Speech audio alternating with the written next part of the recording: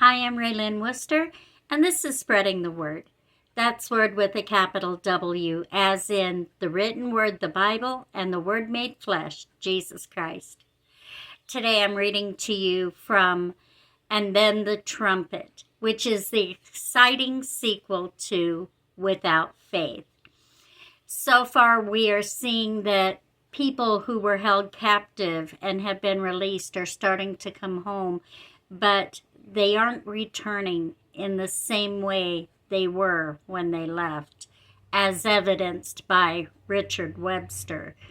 And the rest of the nation is now tuning in every morning and evening at 6 and 6 to find out exactly what went on in their nation while they were unaware. So this is where we're going to pick it up. Here we go with And Then the Trumpet.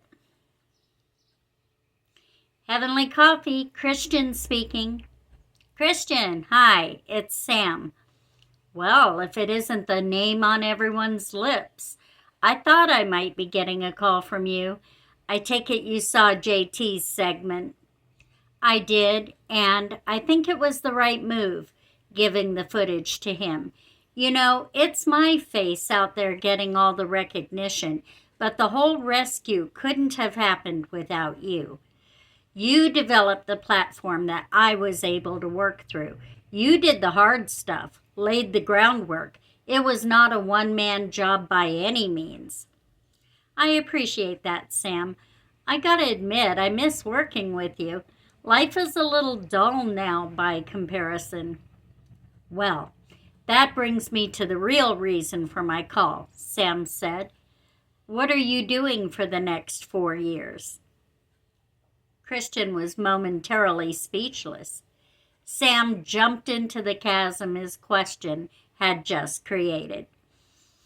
I don't think it's too presumptuous to assume I'm going to be nominated for president. If JT has his way, it's mine for the taking. I think I should do it. I think I can do it, but not alone. And I can't think of anyone I work better with, anyone else who knows what needs to be done to fix this nation than you. What do you say?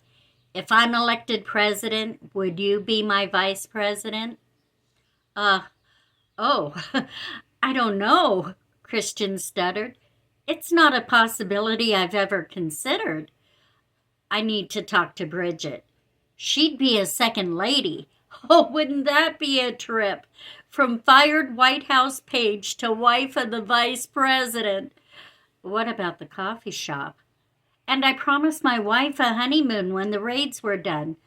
There's so much to consider. He's definitely overwhelmed, Sam thought, as he let his friend ramble. How about you plan that honeymoon trip and talk over the possibility with your wife over Mai Tais? I'll plan a trip to D.C. in 3 weeks' time, and we'll get together and discuss it then. How does that sound? Sounds like I need to call a travel agent. Sam chuckled. Great talking with you, Christian. You too, Sam, Christian said as he disconnected the call. He's in, Sam thought confidently. He won't be able to resist. Dylan had just lost his second game of checkers to Sabina. She played well enough, but his mind hadn't really been in it. He had been feeling like a third wheel as of late. This family needed time alone together, time to talk, time to heal. They didn't need him in the middle of everything, but he really didn't have anywhere else to go. Sabina was setting up the board for a third game when his phone rang. Saved by the bell. He shot an apologetic look to Sabina as he walked out of the room saying, Sorry, gotta take this. Dylan Williams. Hi, Dylan, it's Gloria. Hi, he said with surprised pleasure. Dylan thought he'd seen the last of Gloria when she left him at Fort Savage and moved on with Rob as her new assistant. Just checking to see how my favorite assistant is doing after the raid on Fort Savage. I know it had to be brutal. Are you still in Minnesota, or did you have family to go home to? Neither, he said. Remember that girl I had a date with when we were at Fort Hays in Columbus?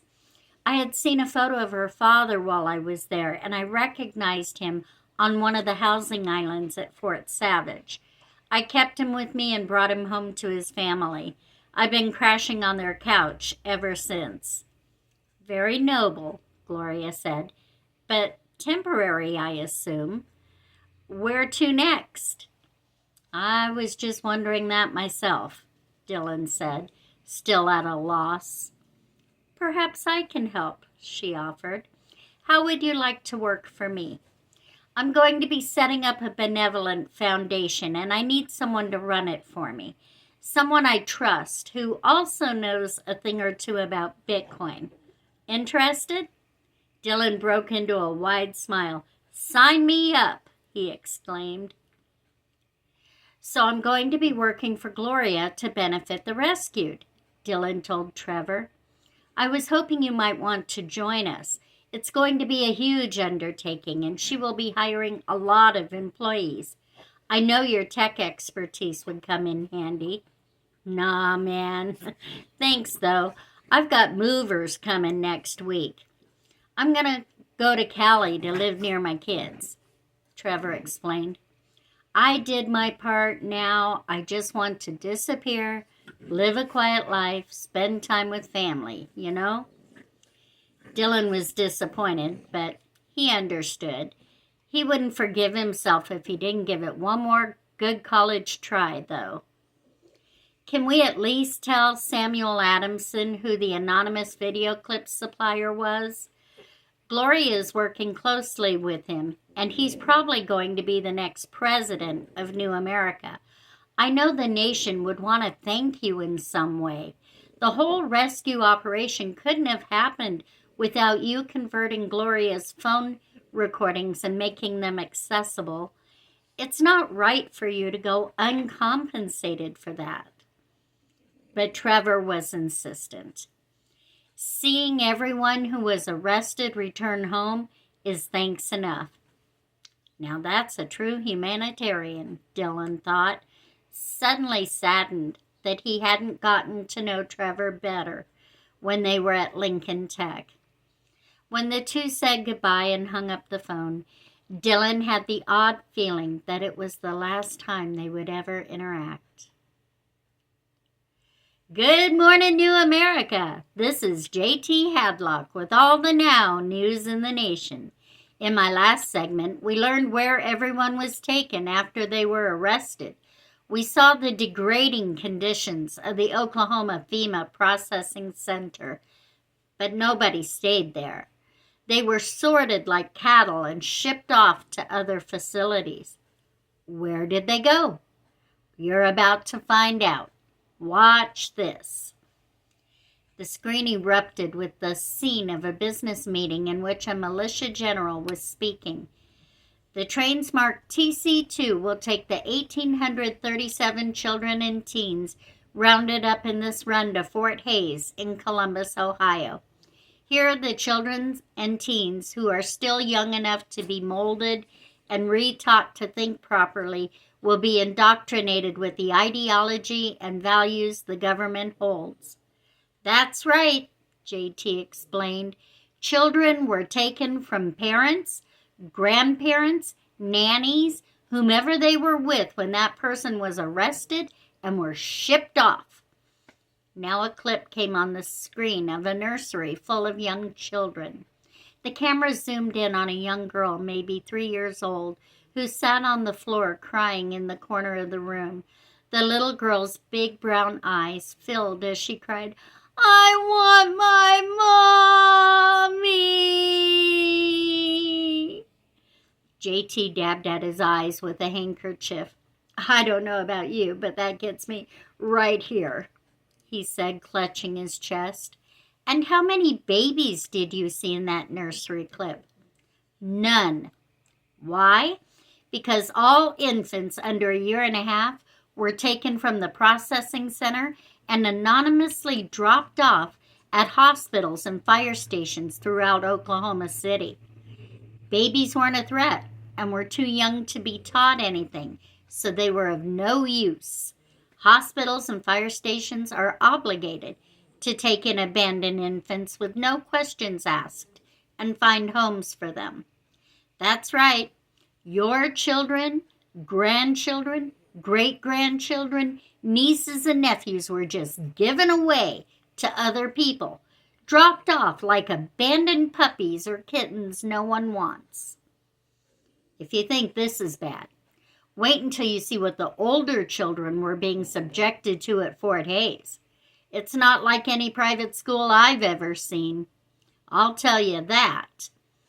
Tune in tonight at 6 for part 2 of What Happened, What's Happening Now to find out.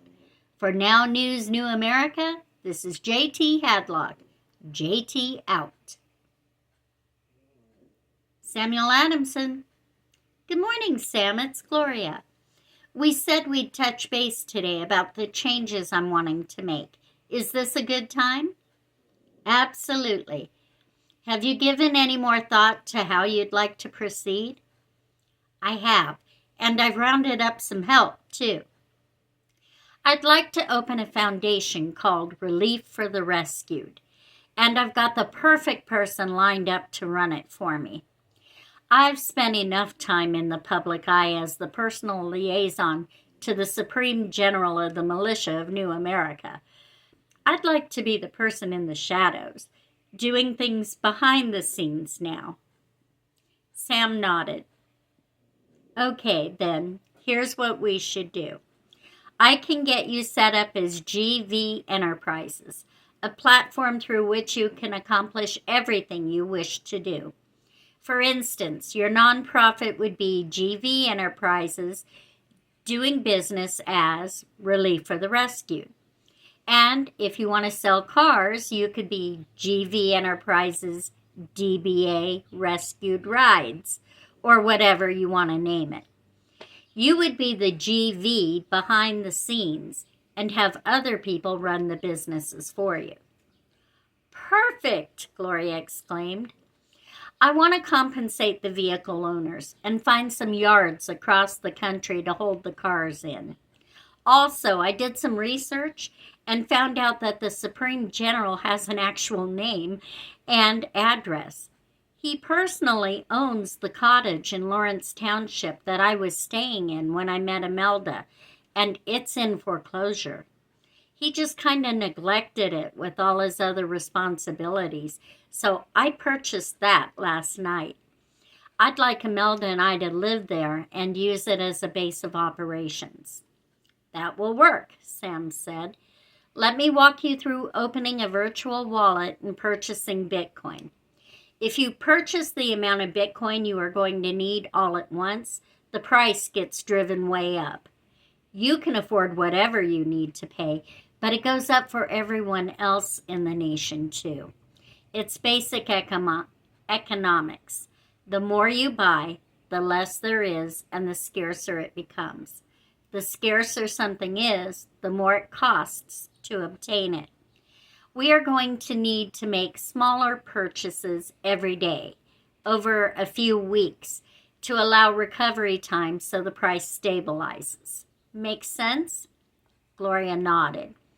Okay, we've got a lot to do, Sam said. Let's get started. I figured you would want to buy the cars, so I've already contacted the owners.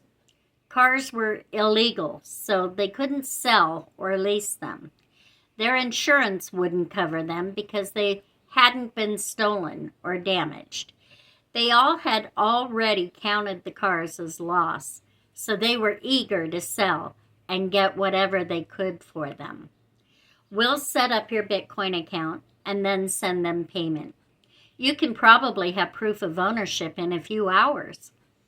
And just like that, Gloria's dreams of using her credits for good were being realized. Good morning, JT. It's Speaker Lee. Good morning, ma'am, a surprised JT responded. I was wondering if I might make a quick little appearance on your show this evening. I promise I won't take up the whole segment. like I did last time, but I have some important news to share with the American people.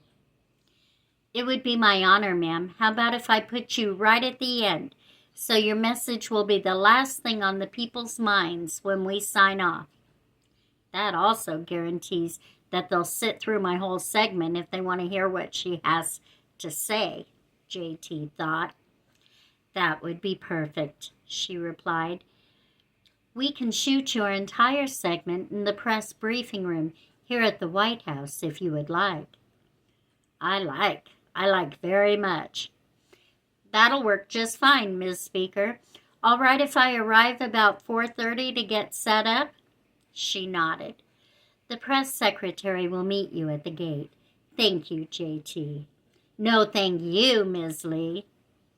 What an honor to have my show shot from the White House, JT thought, but his next thought was, I wonder what she's going to talk about. JT didn't like not being in the know. He was the authority on the now news in the nation. He didn't like finding out about it when everyone else did. Well, he'd roll with it. That's what he did. That's what made him good at his job. Feeling better after his pep talk, JT was excited about this evening's segment. He could hardly wait. Case residents, Paula speaking. Paula! My Paula! Is that you? Anna cried. She had called her son-in-law with her new phone to see if he'd heard anything about his wife, daughter, and grandson's whereabouts. She didn't expect to hear her daughter's voice on the other end of the line, and it immediately brought her to tears. Anna had invited her daughter and granddaughter to church over a year ago. Her granddaughter was a believer, and she immediately agreed to go.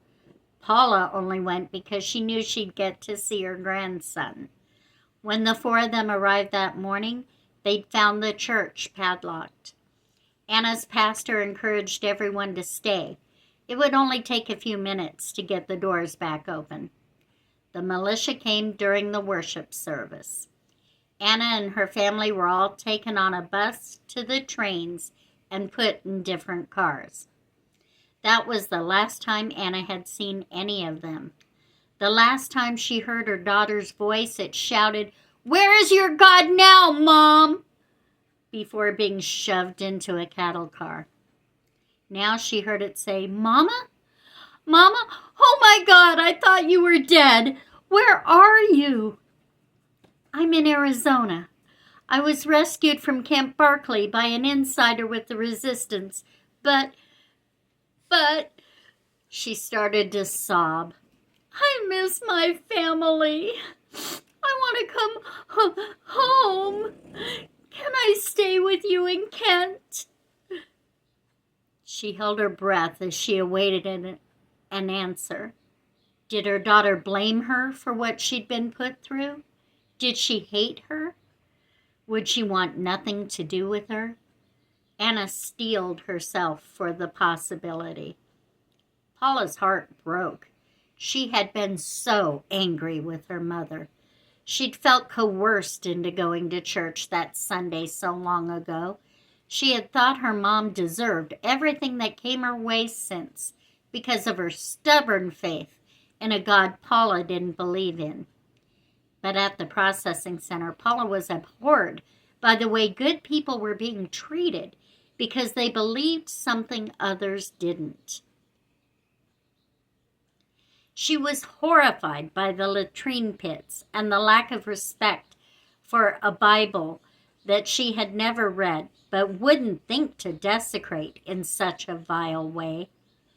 When she was taken to Fort Benjamin Harrison with the other unbelievers and was given the conditioning earbuds, she heard the hatred for people like her mother simply because they called Jesus Christ their God. Slowly, Paula's view of her mother began to change. She was trained to work at the processing center in the next run, where she learned about the camps. She knew her mom had been taken to Camp Barkley, and the probability of her dying there was high. She never thought she would hear her mother's voice again.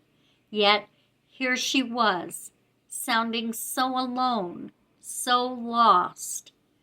And suddenly, nothing that happened before this moment mattered any longer. Yes, Mom, come home. You've got a place with us. Do you need us to come get you? The relief was so overwhelming, Anna couldn't speak for a moment. No, I can be on a plane tonight. You just have to pick me up at the airport. Okay, call me back with details, okay? Paula? Anna started. She couldn't wait until she got there. She had to know. Have Sissy and Frankie come home too? There was an uncomfortable silence. Then Paula said, Frankie is here, and we'll be so happy to see you. We'll talk more when you get here, okay? Oh, Sissy, your light shines so brightly. I will see you again, my sweet granddaughter. I am proud of you, Anna thought. I'll call you right back with the flight details, Paula, she said. Great. And Mom, I'm really glad you're okay, and I can't wait to see you, Paula said as she hung up the phone. Anna wept until she had no more tears to shed. In the last 5 minutes, she learned that her daughter and great-grandson were alive and back home. She learned her daughter had apparently forgiven her and wanted her to live with them, and she learned that her granddaughter had probably been martyred at Camp Bouse. It was a lot. She took a deep breath, wiped her eyes, and went in search of Gloria. I'm going to need that plane ticket, she told her friend. I'm going home. Gloria had found a flight out of Sky Harbor International Airport in Phoenix that left in 4 hours. They were 2.5 hours away, so Anna would have to pack and they would have to leave right away. As she folded her new clothes and put them into the new suitcases Gloria had bought her, she realized how much she was going to miss the woman she'd come to love as a daughter. The day in the latrine pits at the processing center when Gloria, a staff member there, had tripped and fallen face first into a pile of excrement seemed like a lifetime ago. If Anna hadn't helped her up and cleaned her off with her own skirt, Gloria would never have known her, would never have rescued her from Camp Barkley.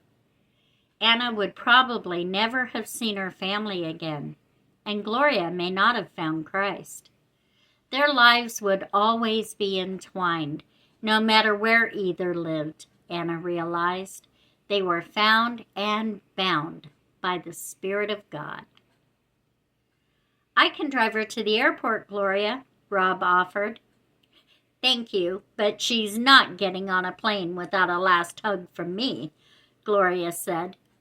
Well, you aren't all leaving me here alone, Imelda piped in. Looks like we're all going to the airport, Anna said, happier than she could ever remember being. She now had 2 families, she realized. How blessed could one woman be? There she goes, Imelda said, as the big silver bird lifted its nose from the runway and began lifting into the sky. Rob gave her shoulder a squeeze. They walked over to Gloria, who had said, I can't watch her leave, and walked over to the arrival departure board. She's gone, Rob said as they approached. Gloria nodded. Good. We are all getting on with the next phase of our lives. How about you, Rob? Have you called your aunt? Yeah, she said I could stay with her until I find a place of my own, but I heard it in her voice. She wants me to live with her. She thought she'd never see me again. Gloria smiled. It was bittersweet.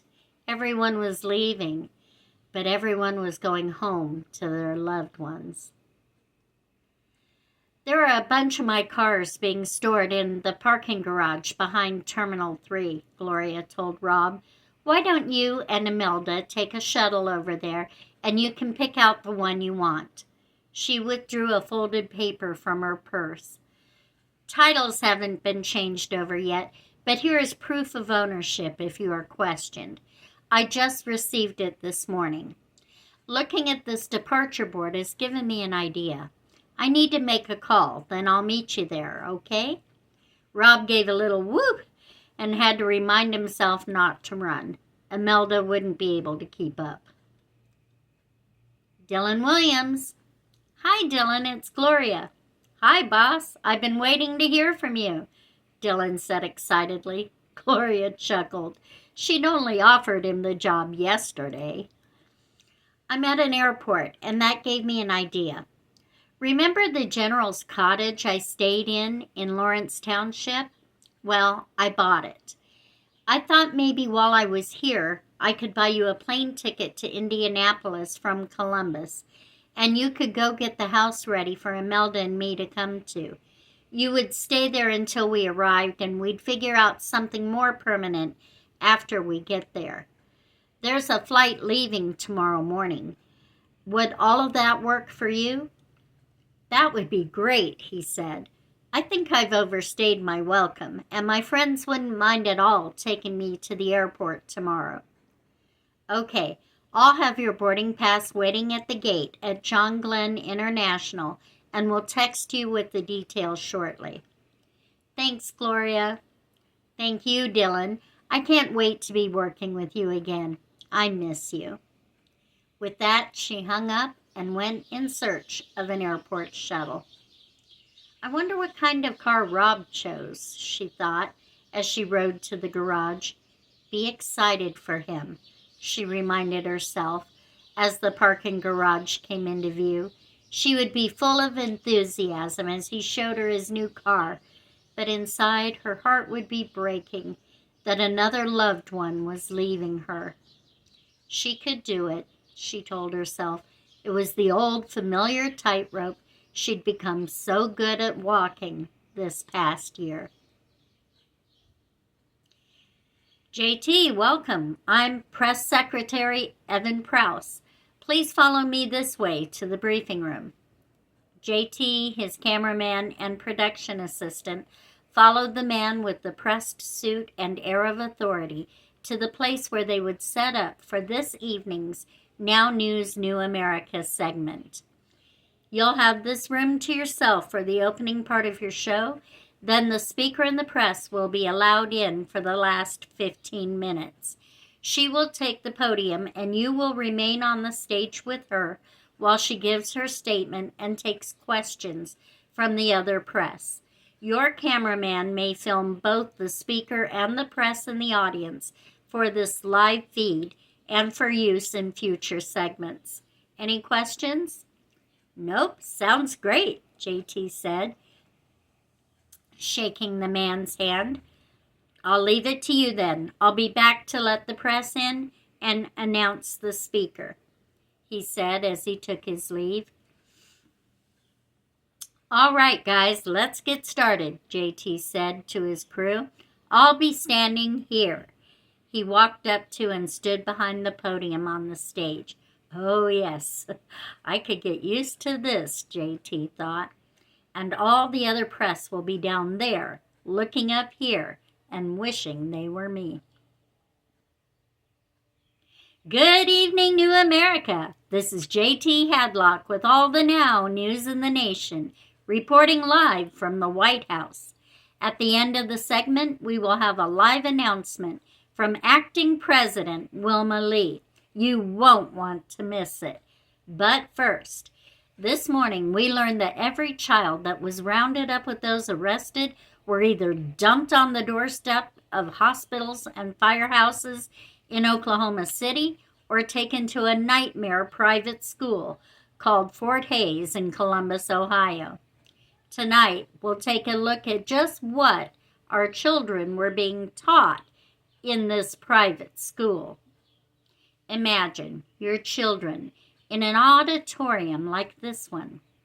The camera panned the stage of the briefing room, taking in the podium and coming to rest on the American flag.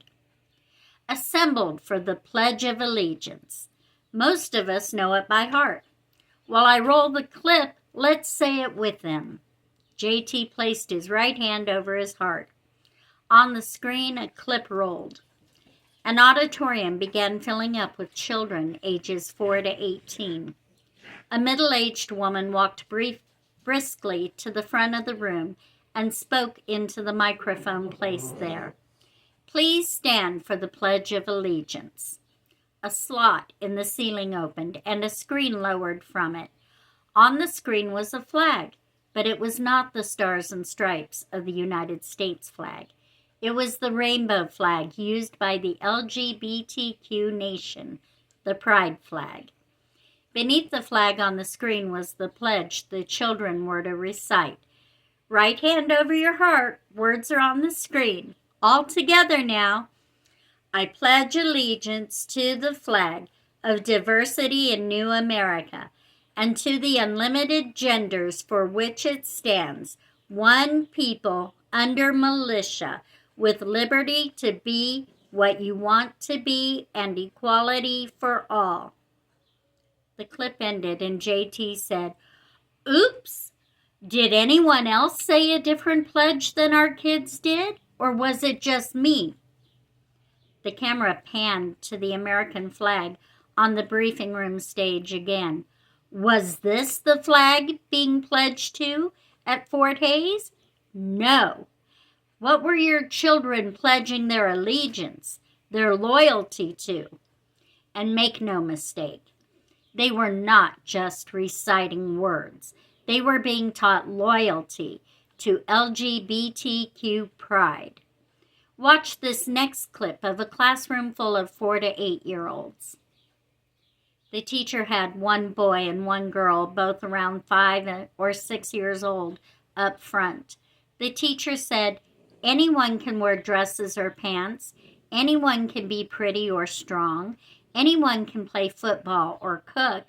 Anyone can be a girl or a boy. It's up to them to decide what they want to be. Understand?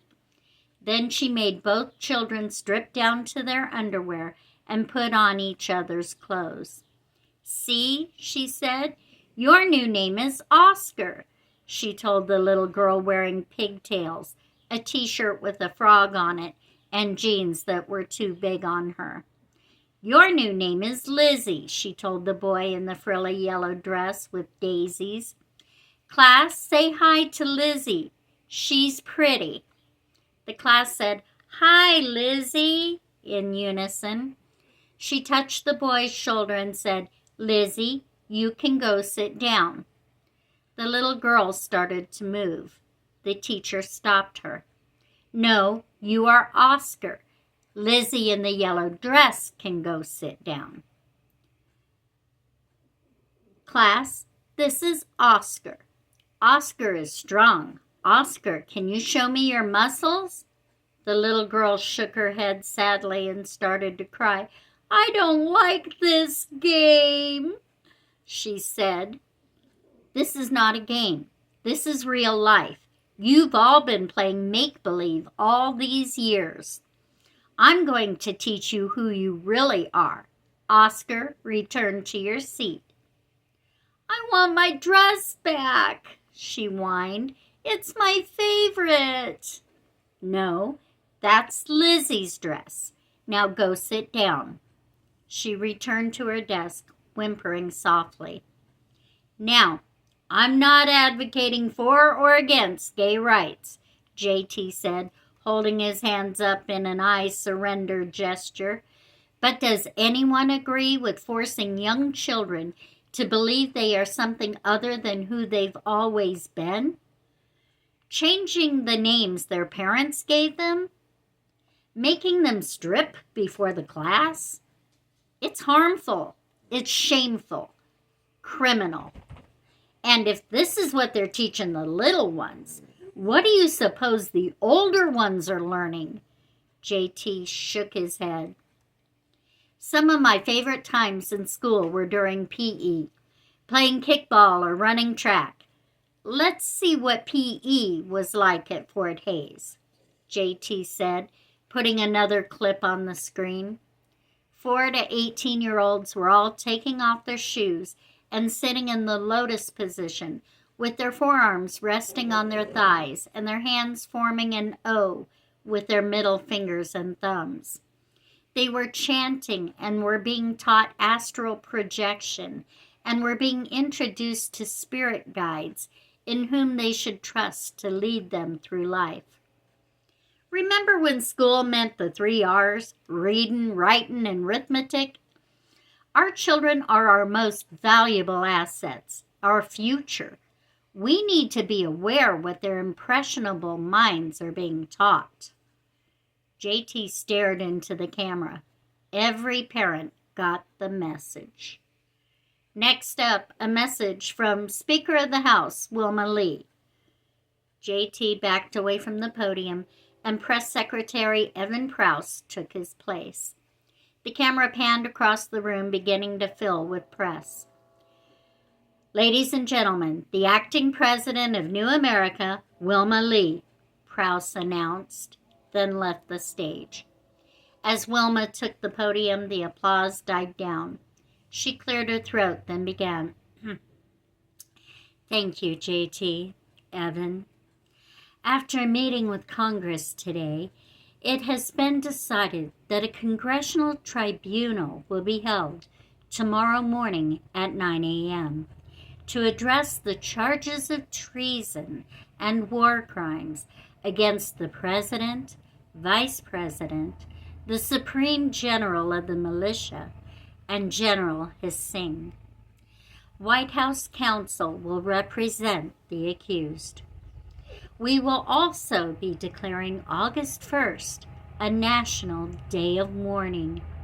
With the deaths of so many of our citizens as a result of their arrests and incarcerations at the camps, any funerals held on that day will be paid for by the federal government. All places of business will close on that day, and padlocks and plywood will be removed from all churches so that funeral services may be held within them. I will now take a few questions. Hands flew up all around the room. Speaker Lee acknowledged the ones she knew. Will cameras be allowed in the tribunal courtroom? They will not. I will give JT the results as soon as I have them for his next segment of Now News, New America.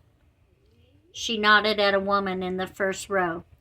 Do you have a list of witnesses who will be testifying in the tribunal? The speaker shook her head. The criteria for a conviction of treason is the testimony of 2 witnesses to an overt act. We have damning audio and video evidence incorporating the testimony of more than 2 witnesses to each accusation made. The defense will respond to these. There will be no live witnesses in the courtroom. That sent up a murmur throughout the briefing room. Ms. Lee raised her hand to restore order. 2 more questions, she stated. What about the people who already had their funerals? Will they be reimbursed for them? If paid receipts are received by their governor's offices by August 1st, and the family can confirm where their loved ones were at the time of their death, their bills will be considered for reimbursement. Final question? You, 3rd row, blue striped shirt. Yes, you. Go ahead. Will churches remain open after the funerals? Yes. In light of the action taken as a result of the ban on public worship, Congress has agreed that such gathering shall no longer be illegal. That's it for today. Thank you for your time. The speaker exited the stage. The press filed out, and JT once again took the podium. I was able to share what happened on this segment, and Ms. Lee shared what's happening now. I think we've got it all covered. Stay tuned to Now News New America for all the latest updates every day at 6 and 6. From the White House, this is JT Hadlock. JT out. The nation waited anxiously for 4 days while the tribunal proceedings were underway. There was overwhelming audio and video evidence of both treason and war crimes on the media Speaker Lee had anonymously received. The person recording the material was obviously a witness to all that had occurred in each scene, and there were many others on the media that also witnessed each unlawful action. Everything occurring at the camps was under the direct purview of the Supreme General of the Militia of New America. Faced with the overwhelming evidence of the mistreatment, torture, and even death occurring within the camps, the general put up no defense. He just sat with his head hung, either in shame or disbelief. No one was sure which. The president claimed plausible deniability, stating that Operation Roundup was solely Jackie's responsibility, that the camps that operated were solely under the general and reported solely to her. He really thought they were just separating people according to the severity of their crimes and rehabilitating. At that statement, the clip was played where he assured the American people in a public address that their loved ones were not in crowded prisons and were being well taken care of. Video evidence to the contrary, the president's claim to deniability was thrown out, and he was deemed complicit. Having been thrown under the bus by her own husband, Jackie testified that even the name Operation Roundup had been Rust's idea, based on the infamous weed killer. She affirmed that Rust, Jackie, and General Hsing made unified decisions in the Oval Office meetings, and that Rust had contacted the general with specific instructions on more than one occasion. Jackie also accused General Hsing of replacing the jammed guillotines at Camp Baus. When asked if she had proof, Jackie said that Preston, Rust's chief of staff, was present in every meeting and witnessed to all of it. Speaker Lee had called Preston into her office the third day of the tribunal and told him he would need to testify to everything seen and heard in those secluded Oval Office meetings. Preston said he had it in writing. He took notes. In exchange for his testimony, Preston would not face charges and could remain in the White House as a page. That evening on the 6 p.m. segment of Now News New America, JT finished up his segment showing the torture devices at Fort Savage and the guillotines at Camp Baus with a statement. It's been requested by Acting President Lee that I not show actual torture and beheadings, as it would be too painful for the families of the recipients of such behavior to watch. I completely agree. Now you know where your loved ones were taken. You know where they went from there, and you know what happened to them. Next, you will find out what will happen to those who allowed, condoned, ordered, and carried out these heinous actions against our loved ones. The results of the tribunal are in. Tune in tomorrow at 6 a.m. You won't want to miss it. For Now News New America, this is JT Hadlock. JT out. And that's where we are going to end part 3 of And Then the Trumpet. Or is this part 4? This is where we're going to end part 4 of And Then the Trumpet. You're just going to have to stay tuned to the next part to find out the results of the tribunal. You won't want to miss it. And if you have anyone else you know of that might really enjoy this story, please encourage them to listen to Without Faith first, and then the Trumpet.